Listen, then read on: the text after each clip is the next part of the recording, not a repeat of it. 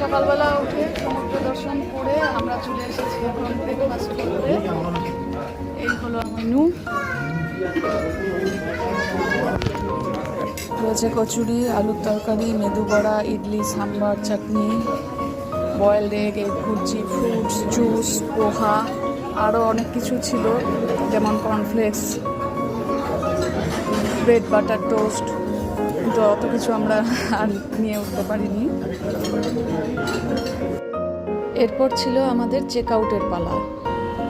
এখন আমরা এই সানসিটি রিসর্ট থেকে বেরিয়ে যাচ্ছি।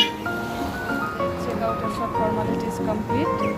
আমরা এখন রিসর্টের গেটের বাইরে দাঁড়িয়ে আছি। এখন এখান থেকে অটো বা টোটো করে আমরা যাবো চাউলখোলা। সেখান থেকে 1:25 মিনিটে আমাদের বাস। তো এখানেই আমাদের মন্দারমণি ট্রিপ শেষ হলো।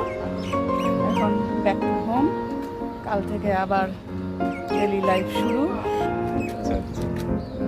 টাটা, সবাই ভালো থেকো।